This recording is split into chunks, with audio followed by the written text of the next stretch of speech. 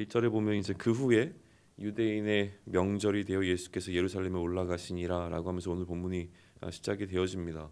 그 후에라고 하는 것은 이제 뭐 정확하게 얼마나 지난 시간의 흐름 뒤를 이야기하는지는 명확하지는 않습니다. 그런데 오늘 지금 요한복음의 흐름에 따르면 그 고관의 아들을 낳게 한 그 이후가 되어지는 것이겠죠. 아무튼 지금 시간이 흘렀고요. 또 무대도 변화했습니다. 지금 이 이야기가 진행되고 있는 곳이 그 전에는 갈릴리였다면 지금은 북쪽 갈릴리에서 다시 남쪽 예루살렘으로 내려오고 있죠. 예루살렘 이 배경이 되고 있습니다. 예루살렘에 가신 이유는 무엇이냐면 이제 명절이었기 때문이라고 하는데 구체적으로 또 이 명절이 언제인지도 좀 정확하지는 않습니다. 그런데 정확한 장소가 등장을 합니다. 정확한 장소는 어디냐면 베데스다 못이라고 하는 곳이 등장하고 있어요. 그리고 이 못에 관한 설명이 2절부터 4절에 등장하고 있습니다. 제가 다시 한번 읽어드리겠습니다.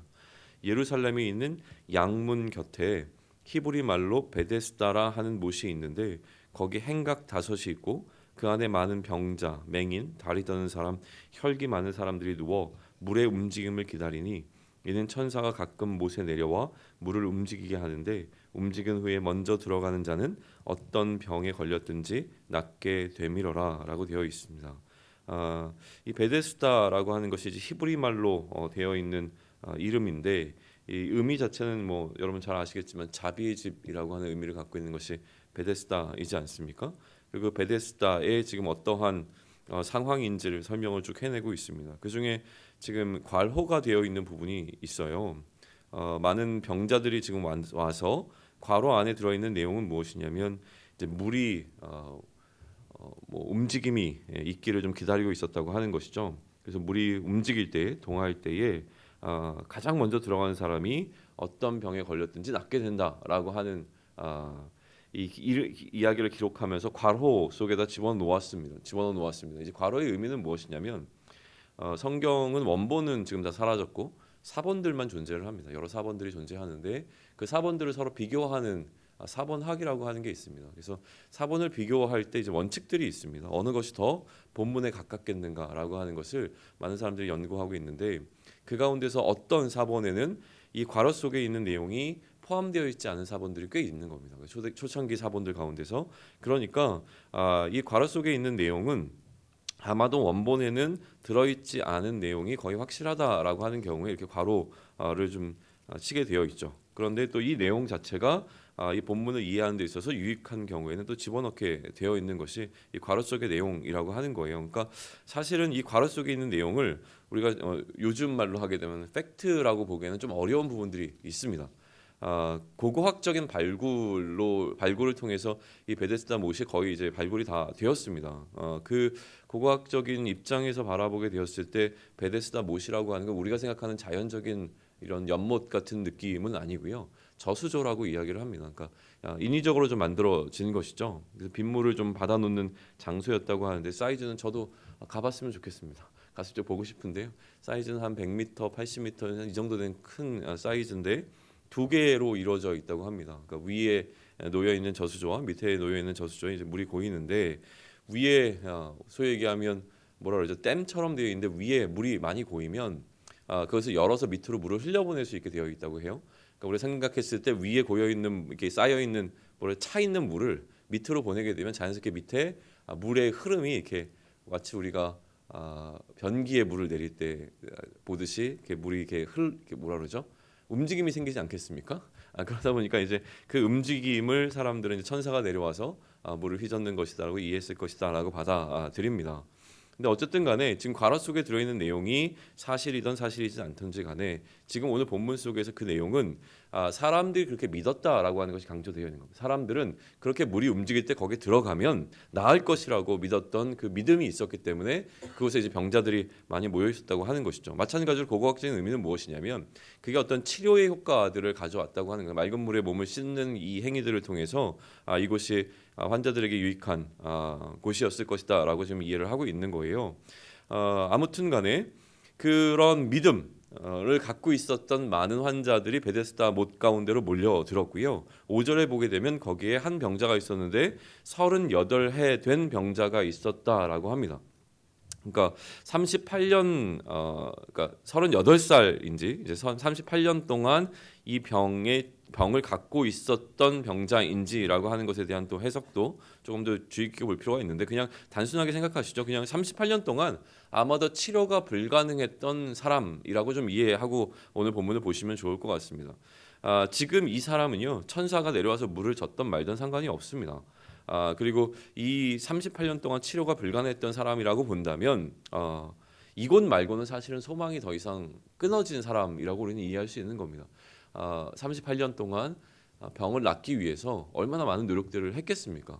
1년이라고 하는 기간도 우리에게는 동일한 병을 갖고 살아간다고 하는 것은 굉장히 어려운 일인데 38년 동안 여러 가지 방법을 통해서 낫고자 했으나 나을 수 없었던 사람. 그러니 이 물속에 들어가서 진짜로 낫느냐 안 낫느냐를 떠나서 지금 이 사람이 유일하게 붙잡을 수 있는 소망이 있는 공간은 바로 이 베데스다라고 하는 곳밖에 남지 않았다라고 하는 것이죠. 이 가녀린 소망을 붙잡고 유일해 보이는 이 소망을 붙잡고 이곳에 나와 있었던 이 사람인데 이 사람이 그곳에서 계속 경험하는 것은 무엇입니까?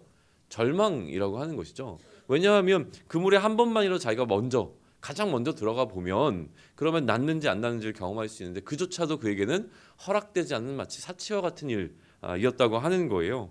그러니까 이 사람은 계속 날마다 그것을 뭘 경험하게 되냐면 절망을 경험하게 되어집니다. 그런데 이게 어떻게 보면 은혜인 것이죠. 절망을 경험하는 순간에 우리에게 찾아오는 것이 무엇입니까? 기쁜 소식이라고 하는 거예요. 우리에게 무언가 내가 더 할 수 있는 여지가 남아 있다면 사실은 복음이 찾아왔을 때 이 복음에 민감하게 반응할 수 없습니다. 그러니까 로마서가 우리에게 전하고자 하는 가장 초반부의 핵심의 메시지는 무엇이냐면 우리의 능력으로는 도저히 하나님의 진노를 피할 수 없는 자라고 하는 것을 인식하는 것에서부터 복음을 받아들이는 게 출발된다라고 이야기를 하고 있는 거예요. 지금 그런 상황인 것입니다. 그러다 보니 복음이라고 하는 것은요. 시대와 지역을 불문하고 어떤 자들에게 더 쉽게라기보다는 어떤 자들에게 더 잘 들어갔냐면 가난한 자와 약한 자 혹은 소외된 자 그리고 스스로 죄인이라고 인정하는 자 혹은 사람들의 손가락질로 인해서 죄인이라고 불려진 어떤 사람들에게 복음이 더 잘 들어가는 것을 보게 되어집니다. 이 절망 가운데 놓여 있는 이 병자에게 누가 찾아오셨습니까? 예수님께서 찾아오시는 장면이 오늘 본문입니다. 6절인데요. 예수께서 그 누운 것을 보시고 병이 벌써 오래된 줄 아시고 이르시되 내가 낫고자 하느냐라고 물으셨습니다. 예수님의 질문의 핵심은 무엇입니까? 내가 낫고자 하느냐라고 물으시는 것이죠. 그러면 우리가 흔히 생각하는 우리는 예수님이 누구신지 알기에 여기에 이제 어떻게 반응하면 되겠는가라고 하는 정답은 우리 가운데 있습니다. 그런데 오늘 지금 예수님의 이 질문을 맞이한 이 병자의 답변은 무엇인지 7절에 기록되어 있는데 우리 함께 좀 읽어보겠습니다. 같이 읽습니다. 병자가 대답하되 주여 물이 움직일 때에 나를 못에 넣어주는 사람이 없어 내가 가는 동안에 다른 사람이 먼저 내려가나이다. 많은 사람들이 이해하기로는 이 지금 병자의 대답 속에 깔려있는 내용은 무엇입니까? 예수님께서 낫고자 하느냐라고 물었을 때 낫고 싶습니다. 근데 문제가 있습니다. 무엇이죠? 내가 가장 먼저 들어갈 수 없으니 자기를 향해서 낫고자라고 물으신 그 예수님께 이 사람이 소망하는 것은 무엇입니까? 나를 좀 도와주십시오. 물이 동할 때 나를 밀어서 제일 먼저 이 못에 들어갈 수 있도록 도와주세요라고 하는 어떤 그 소망이 이 답 가운데 담겨 있을 것으로 이제 이해하는 것이죠. 뭐가 부족합니까? 예수님께서 이 못이 갖고 있는 치유의 능력 을 실제로 갖고 계신 분이라고 하는 그 이해가 부족했기 때문에 여전히 예수님께 자신을 도와줄 것을 이야기하지 예수님께 자신을 낫게 해줄 것을 요청하지 못하고 있는 이 환자의 이 병자의 지식의 한계를 좀 나타내고 있는 답변이라고 이해를 합니다. 우리가 예수님을 어떻게 이해하고 있는가라고 하는 것도 이것과 사뭇 다르지 않은 것 같습니다. 흔히 얘기하지만 우리가 기도하고 간구하는 기도의 제목이 우리의 믿음을 나타낸다라고 이야기를 합니다. 우리의 경험이 그런 의미에서 더 확대될 필요가 있는 것이죠. 하나님을 경험한다는 것은 그런 것인 것 같습니다. 요한복음을 계속 묵상하면서 제가 개인적으로 기도하고 간구하는 것은 무엇이냐면 요한복음에 이렇게 나와 있는 표적들이 실제로 이제 저희 삶 가운데서 어떠한 영향력으로 다가올 것인가라고 하는 부분인데요. 기록되어 있는 사건으로, 기록되어 있는 문자로 끝나는 것이 아니라 실제로 여기 기록되어 있는 이 일들이, 하나님의 행하심들이, 예수 그리스도로 말미암아 일어난 이 일들이 제 안에서는 사실 논리적으로 이해할 수 없는 많은 사건들이지 않습니까? 그게 저에게 실제로 다가올 수 있기를 소망하면서 요한복음 계속 묵상하고 있습니다. 가장 두려운 것은 지난번에도 말씀드렸지만 이제 우리는 십자가의 사건을 다시 마주하게 될 테인데, 그게 우리가 경험할 수 있는 가장 큰 표적이자 이적일 것입니다. 죄인 된 우리가 다시 생명을 얻는다고 하는 것은 그 어떤 것과도 바꿀 수 없는 기적과 같은 일 아니겠습니까? 근데 그것을 대할 때에 저의 마음이 그냥 어떤 하나의 신문 기사와 같은 팩트를 마주하는 어떤 그런 느낌이 아니었으면 좋겠다고 하는 것이죠. 이것이 나의 삶 가운데 실제로 영향력을 끼치고 나로 하여금 죄와 사망으로부터 생명으로 옮기게 된 정말 감격스러운 그 사건으로 다시금 기억될 수 있기를 소망하면서 지금 하나하나 좀 밟아가고 있는 과정 속에 있습니다. 아무튼 그렇습니다. 예수님께서 이제 행하신 일이 그 다음에 기록되어지죠. 이 병자의 기대와는 다르게 예수님께서는 이 병자를 향하여 놀라운 일을 행하셨습니다. 그 일이 8절에 나와 있는데 8절 같이 읽겠습니다. 예수께서 이르시되 일어나 내 자리를 들고 걸어가라 하시니. 굉장한 것을 사실은 기대했는데 예수님께서 하신 것은 단순했습니다. 무엇입니까? 명령하신 일이었죠. 그리고 이 명령에 대한 반응이 9절입니다. 9절이 있습니다. 그 사람이 곧 나가서 자리를 들고 걸어가니라. 이날은 안식일이니. 기적이 일어났는데요. 이 기적이라고 하는 것은 정말 어떤 의미에서 보면 굉장히 단순합니다. 무엇입니까? 예수님이 말씀하시고 그 말씀에 순종할 때에 우리가 상상할 수 없는 일들이 일어나게 되는 것이 성경이 사실 굉장히 많이 기록되어 있다라고 하는 것이죠. 그러니 거꾸로 이야기하면 우리 삶 가운데 이런 기적과 같은 하나님의 일하심을 우리가 경험해내지 못하는 이유는 무엇이겠습니까? 하나님의 말씀에 대하여 우리가 순종하지 않기 때문이라고 하는 겁니다. 그 명령도 사실은 어떻게 보면 굉장히 단순한 것들이 많습니다. 가라, 가지 마라, 해라, 하지 말아라 라고 하는 단순한 명령 가운데 우리 안에 들어오는 우리의 생각과 이론들이 하나님의 이 명령을 순종할 수 없도록 막아서는 일이 얼마나 많은가라고 하는 것이죠. 지난번에도 말씀드렸지만 예수님께서 행하신 기적은 굉장히 많았을 겁니다. 굉장히 많았는데 요한은 분명하게 그 가운데서 몇 가지를 내가 선별해서 기록해 놓았다라고 얘기하는데요. 그러면 지금 이 기적을 이 이적을 요한이 선별해서 기록한 이유가 있을 겁니다. 그 이유가 방금 읽었던 구절의 가장 끝부분에 등장하는데 뭐라고 지금 덧붙이고 있냐면 이 날이 어떤 날인지를 강조하고 있죠. 이 날이 어떤 날입니까? 안식일입니다. 그러니까 지금 요한이 이 기적을 기록하고 있는 것은 예수님께서 많은 병자들을 고치셨을 거예요. 그런데 그 병자들을 치유하시는 사건 가운데 이 사건이 유독 주목되는 이유는 무엇입니까? 안식일에 행하신 일이기 때문이라고 하는 거예요. 그러니 오늘 본문의 포커스는 사실은 예수님께서 이 환자를 낫게 했더라가 아니라 이 환자를 언제요? 안식일에 낫게 했더라라고 하는 겁니다. 9절 보시죠. 9절 다시 한번 보시죠. 그 사람이 곧 나가서 자리를 들고 걸어가니라. 이날은 안식일이니. 강조점이 이제 안식일에 있는 겁니다. 안식일에 관련된 논란이 이제 일어나기 시작하는데, 사실은 안식일과 관련된 첫 번째 논란의 첫 시작은요, 예수님이 아니라 그 사람으로부터 출발을 하게 되어집니다. 우리 10절 같이 읽을까요? 자, 시작. 유대인들이 병 나은 사람에게 이르되 안식일인데 내가 자리를 들고 가는 것이 옳지 아니하니라. 문제는 안식일에 자리를 들고 걸어가고 있었던 이 사람에게서 있었습니다. 그 사람이 병이 나았다, 또 이 사람이 병을 낫게 했다, 이런 문제가 아니라 자리를 들고 걸어가고 있는 이 사람, 그러니까 안식일을 범하고 있는 이 사람에게서부터 안식일 논쟁이 출발하는 것이죠. 옳지 않음의 문제가 발생한 겁니다. 그러면 안 됐던 거예요. 자리를 걷어들고 걸어가면 안 됐는데 이 사람은 뭔가 자리를 걷어들고 걸어가는 이 행동이 많은 유대인들의 마음을 어떻게 했습니까? 불편하게 한 겁니다. 옳고 그름의 문제로 간 거예요. 너는 왜 지금 그렇게 옳지 않은 일을, 다시 얘기하면 안식일을 범하고 있느냐라고 하는 질문을 받게 된 거죠. 이 사람이요. 그러니 이 사람의 답변이 궁금합니다. 11절에 답변이 나와 있는데 같이 읽습니다. 대답하되 나를 낫게 한 그가 자리를 들고 걸어가라 하더라 하니. 단순했습니다. 이 사람이 안식일을 범한 이유가 무엇입니까? 자기를 낫게 한 사람이 그렇게 하라고 했으니까 나는 한 겁니다 라고 한 거예요. 이 사람에게 있어서는 예수님의 명령은 절대적인 명령이 되어진 겁니다. 그러니 이제 왜 당신은 안식일을 범했습니까? 라는 질문에 나에게 어떤 분이 명령해서 나는 명령을 따랐을 뿐입니다 라고 답변을 했으니 논란은 이제 어디로 갑니까? 누가 너에게 그 명령을 했느냐라고 가는 겁니다. 그래서 12절에 같이 읽습니다. 그들이 묻되 너에게 자리를 들고 걸어가라 한 사람이 누구냐 하되 라고 묻습니다. 의도가 있었는데요. 근데 예수님은 나름 이 옳고 그름의 문제였잖아요. 그러니까 틀린 일을 행하라고 한 사람이 누구냐라고 유대인들이 따져 물었어요. 그래서 그 사람이 예수님이 했어요라고 얘기하게 되면 이 많은 유대인들이 누구에게로 가겠습니까? 예수님한테 가서 멱살을 잡았을 겁니다. 당신은 왜 이런 명령을 했습니까? 라고 물었을 텐데 마침 예수님께서는 위기를 모면합니다. 그에게 13절에 기록되어 있는데 같이 읽습니다. 고침을 받은 사람은 그가 누구인지 알지 못하니 이는 거기 사람이 많음으로 예수께서 이미 피하셨습니다. 이 피하셨다라고 하는 말 자체에는 여러 가지 뉘앙스가 담겨 있긴 한데요. 예수님이 피하신 경우가 성경에는 여러 번 등장을 합니다. 예를 들면 이런 거예요. 막 사람들이 막 예수님을 애워싸니까 거기서로부터 많은 무리들이 예수님이 애워싸니까 좀 피하신 경우가 있었고요.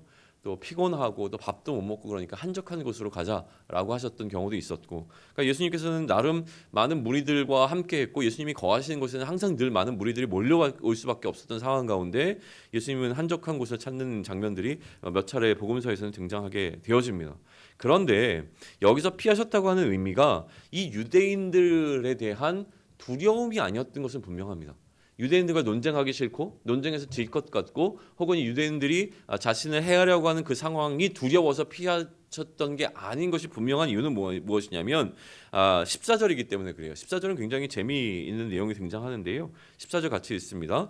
그 후에 예수께서 성전에서 그 사람을 만나 이르시되 보라 내가 나았으니 더 심한 것이 생기지 않게 다시는 죄를 범하지 말라 하시니, 예수님께서 이제 자신을 안 밝히고 그냥 넘어가면 됐는데 굳이 성전에 가셔서 자기가 이 사람을 낫게 했다고 그 병 나은 사람에게 자기를 나타내시는 장면이 14절인 거예요. 여기서 신학적인 이슈가 하나 있습니다. 신학적인 접근을 하게 되면 병 나음과 제사함이라고 하는 이슈를 예수님께서 지금 하나로 묶어서 병이 나았으니 죄를 다시는 범하지 말라라고 하는 이야기에 우리는 굉장히 많은 시간을 할애할 수 있습니다. 그런데 오늘 본문의 흐름 속에서는 그것이 중요해 보이지는 않습니다. 그래서 그것은 그냥 넘어가고요. 여기서 지금 중요한 것은 무엇이냐면 예수님께서 내가 너를 낫게 한 자다라고 하는 것을 일부러 그 사람에게 다시 한번 알려주시는 장면처럼 보인다고 하는 거예요. 이전에 요한복음에서 언제죠? 무화과 나무의 아래에 있었던 것을 내가 보았다라고 얘기하시면서 예수님께서는 자신에게 신적 지식, 신적으로 내가 알고 있는 그 지식을 갖고 있는 자라고 하는 것을 이미 밝히셨어요. 그런 예수님께서 유대인들이 어떠한 의도로 지금 이 병 나은 자를, 그러니까 병을 낫게 한 치료한 자를 찾고 있는지를 모르셨을 리가 없습니다. 그런데 일부러 불어 찾아가셔서 내가 너를 낫게 한 자다라고 하는 것을 밝혀주시는 이유는 무엇이냐면 그로 인해서 발생할 일 또한 예수님께서 아시고 그 일이 일어날 수 있도록 무언가 의도하신 의도가 담겨있다라고 우리는 이해할 수 있는 것 같습니다. 15절과 16절, 그래서 어떤 일이 일어났는지를 우리 연달아 두 구절을 함께 살펴보면서 보겠습니다. 같이 읽습니다. 그 사람이 유대인들에게 가서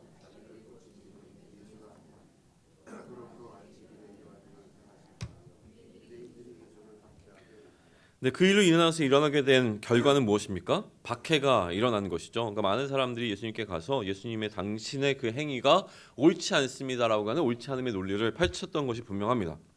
그때 예수님의 논리가 등장하죠. 예수님은 여기에 대해서 어떻게 반박하십니까? 17절인데요. 같이 읽습니다. 예수께서 그들에게 이르시되 내 아버지께서 이제까지 일하시니 나도 일한다 하시매라고 되어 있습니다. 이제 안식일의 본래의 어떤 개념이 이제 논란의 핵심이 되어집니다. 우리가 또 살펴봐야 되는, 우리가 또 고민해봐야 되는 그 묵상의 주제가 되어질 텐데요.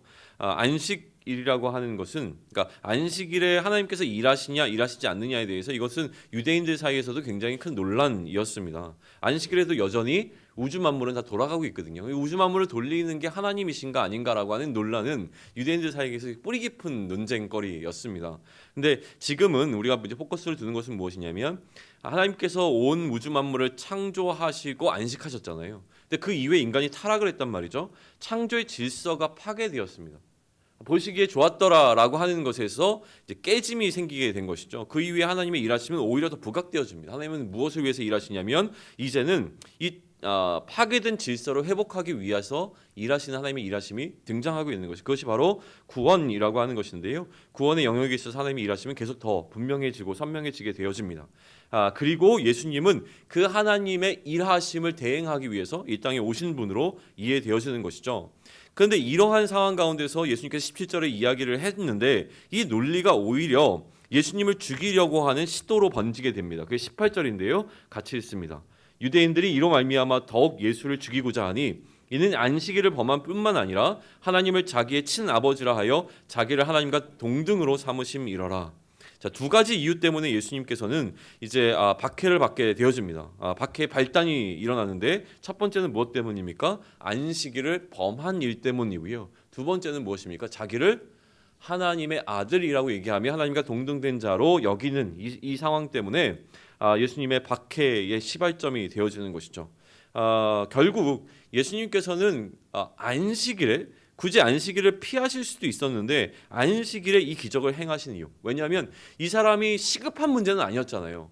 38년 동안 혹은 오랜 기간 동안 지금 병이 낫지 않았던 이 사람인데 뭐 제 생각이 옳은지 모르겠지만 그래도 지금 당장 막 숨이 꼴딱꼴딱 넘어가는 상황은 아니었단 말이에요. 그냥 전날 가셔서 치료하시든지 아니면 다음날 가서 좀 기다렸다가 치료하셨어도 괜찮을 상황이었는데 굳이 안식일에 치료하셨다는 것은 무엇이냐면 안식일에 치료하시는 이것을 통해서 보여주고 싶으신 그 하나님의 예수님의 메시지가 있었다라고 하는 것이에요. 그럼 무엇을 오히려 예수님께서는 보여주신 것이냐면 이 뒷부분인 것입니다. 그가 하나님의 아들이며 그리스도이심을 나타내는 것이 너무나 중요했고 그것을 나타내시는 방식으로 이 표적을 행하시는 것이 중요했다라고 하는데 그 표적을 행하실 때 안식일이라고 하는 개념이 반드시 필요했다라고 하는 것이죠. 그렇다면 이제 안식일에 대한 의미를 우리는 조금 더 정리해 볼 필요가 있습니다. 안식일은 기념하는 날입니다. 무엇을 기념합니까? 태초에 하나님께서 안식하셨던 것을 기념하는 날이 되어집니다.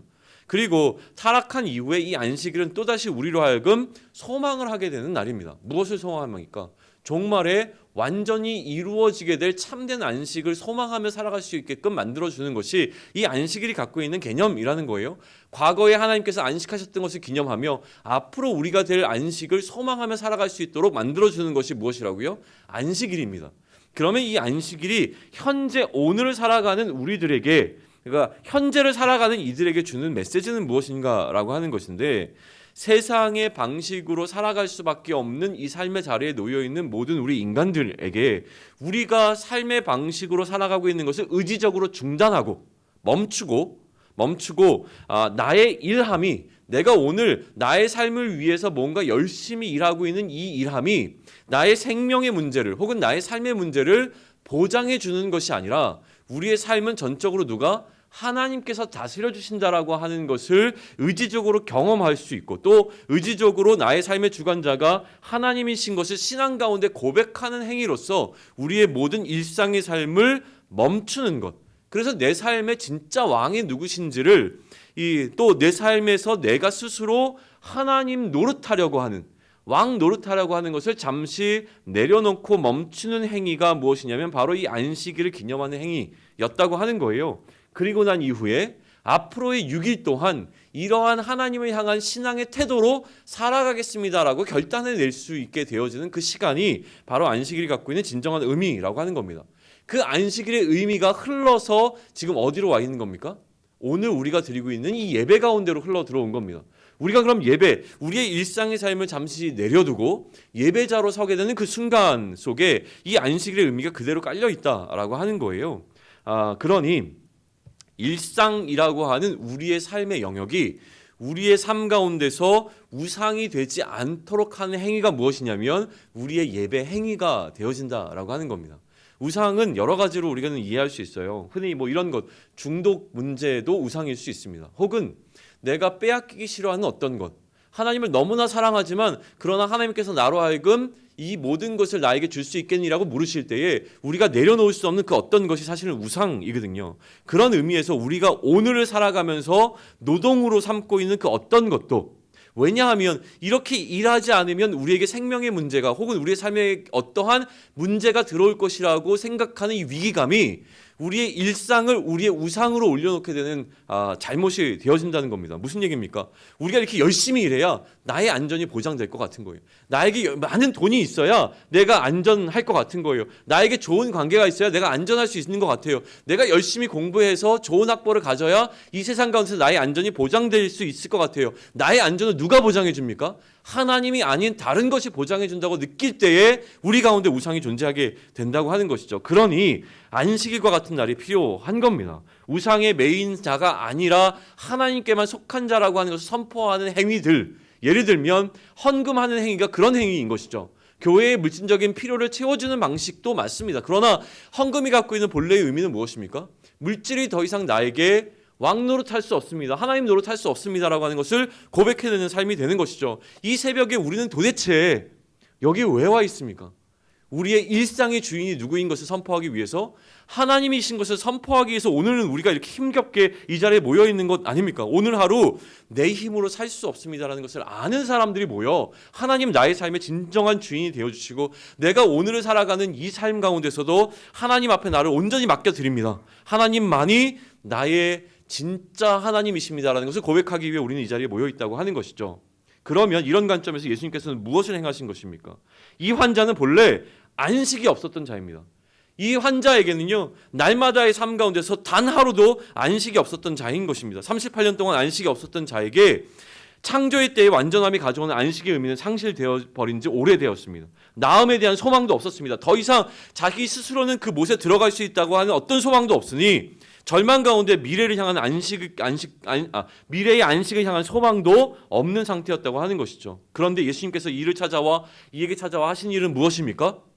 단순히 병을 낫게 하신 것이 아니라 이 자에게 참 안식을 주신 것이었습니다. 그러니 이 안식을 위하여 하나님께서 일하신다. 그러니 나도 이러한 안식을 주기 위해서 일하고 있다라고 하는 것을 보여주시는 예수님의 일하심이었다고 하는 겁니다. 안식일에 병 고치는 것을 이런 의미에서 우리는 표적으로 볼 수 있는 것이죠. 안식이 사라진 이 세대 가운데, 안식이 사라진 어떠한 자에게 안식일에 안식을 회복시키시는 분이 바로 예수님이심을 나타내시는 것, 우리에게 참 안식을 주시는 분으로서의 예수님을 나타내 주시는 것, 이게 바로 표적이라고 하는 것이죠. 이 표적을 이해한다면 오늘 우리 안에 이 표적으로 인하여 설레어야 할 부분이 있습니다. 무엇입니까? 안식할 수 없게 만드는 나의 한계, 나의 결핍, 또 나의 고난의 문제를 해결할 수 있는 유일한 분이 누구라고 하는 것입니까? 하나님께서 종말에 궁극적으로 해결하실 것인데, 그 하나님께서 일하시는 방법으로 예수 그리스도를 우리에게 허락하신 것입니다. 그러니 오늘 우리의 삶 역시 하나님께 우리는 맡겨드릴 수 있어야 하는 것입니다. 안식을 누리는 오늘이 되기를 원합니다. 물리적으로 이야기하는 쉼이 아니라 우리의 영혼의 쉼을 누릴 수 있는 한날이 되기를 소망하고 그렇게 축원합니다. 기도하겠습니다. 하나님, 우리의 부족함으로 인하여, 우리의 결핍으로 인하여, 우리가 갖고 있는 한계로 인하여 우리는 늘 어렵습니다.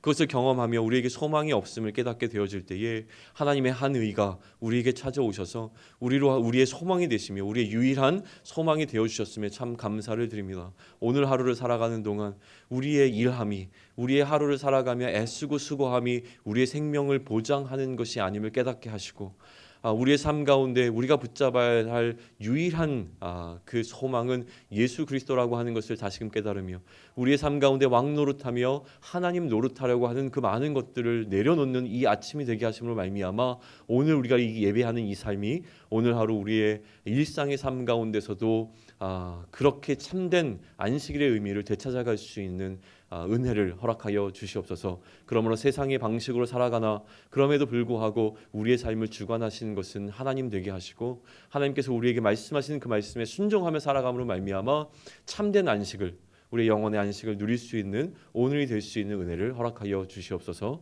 이 모든 말씀 우리 주 예수 그리스도의 이름으로 기도드렸습니다. 아멘.